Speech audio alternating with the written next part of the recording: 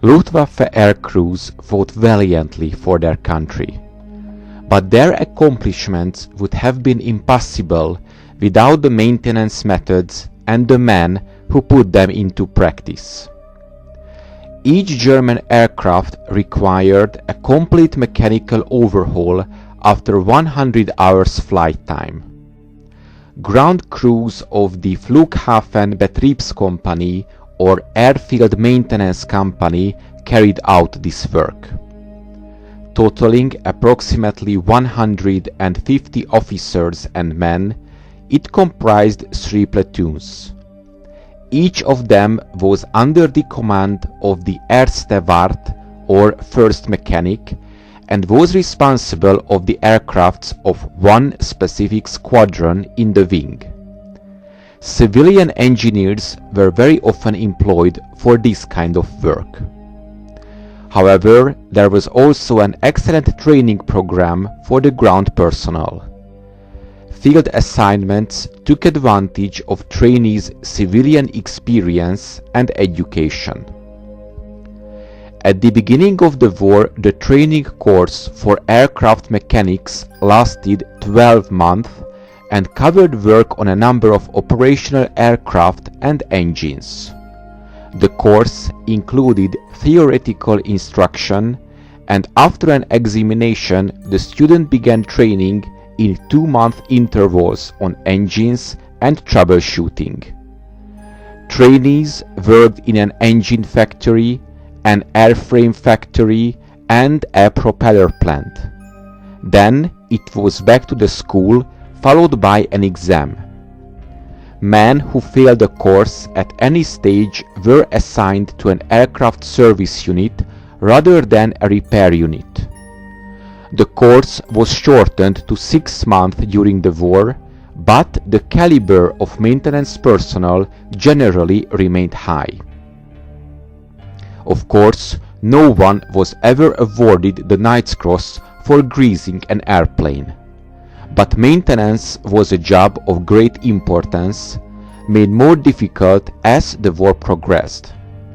The combat operations outside Germany often necessitated the repair and even overhaul of aircraft, engines and equipment at airfields behind the front lines, frequently under adverse conditions.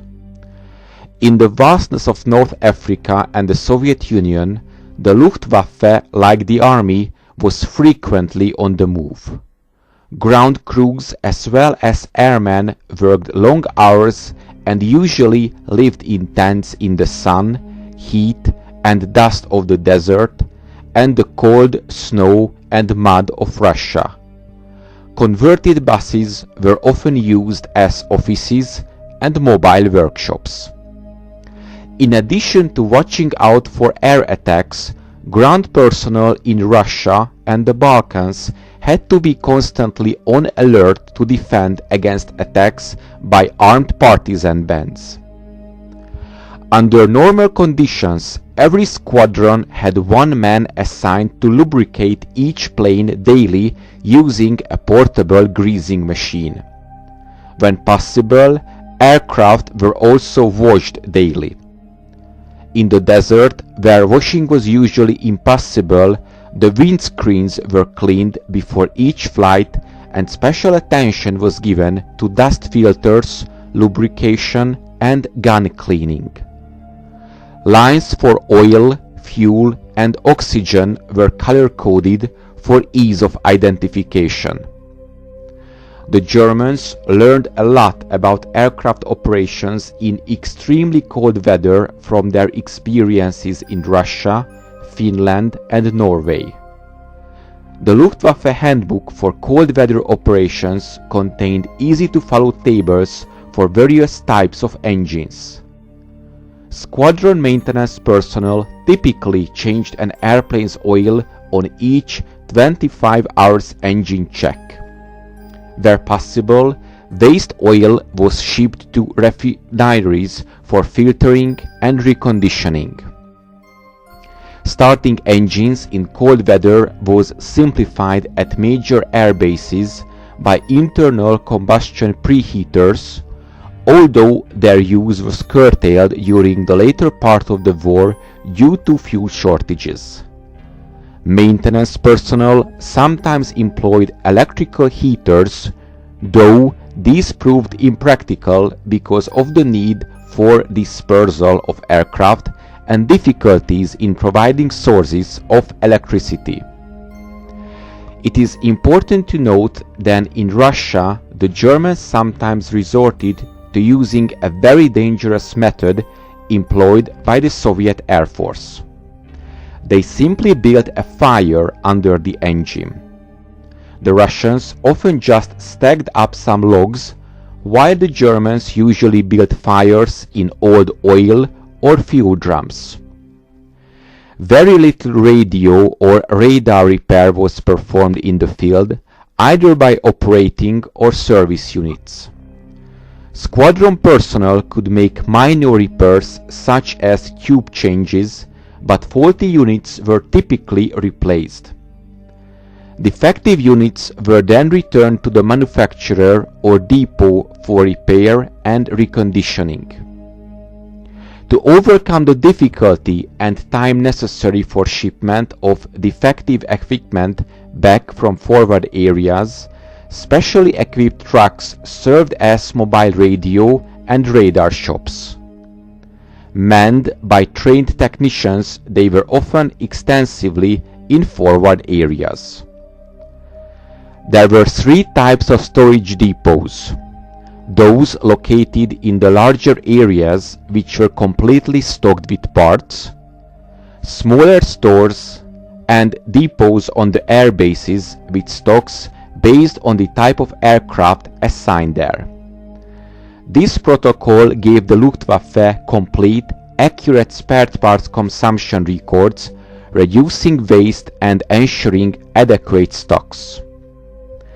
The Germans carried out an extensive aircraft modification program, especially when it appeared the war was going to continue for some time. Manufacturers normally incorporated changes and improvements on the production line, but many modifications were made in the field.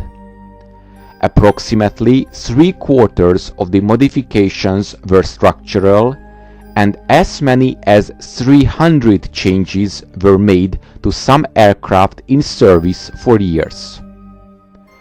A major modification could sometimes result in an aircraft designation change. For example, the Focke-Wulf 190 F-16 variant resulted from a conversion kit that added wing racks for fuel tanks or 250 kg bombs. As in other air forces, some German pilots and air crews developed close personal relationships with their ground crews, on whom their life depended. Günther Rall, who ended up with 275 victories, often spoke of his high regard for his personal mechanic. In April of 1944, they sheltered in a cave near an airstrip west of Sevastopol. The Soviets were on the verge of recapturing the city, and when orders were received for his squadron to evacuate, Rall was determined not to leave his loyal mechanic behind to face capture. Somehow he managed to squeeze him in behind the pilot's seat of his fighter, and together they flew across the Black Sea to safety at a German airfield in Romania.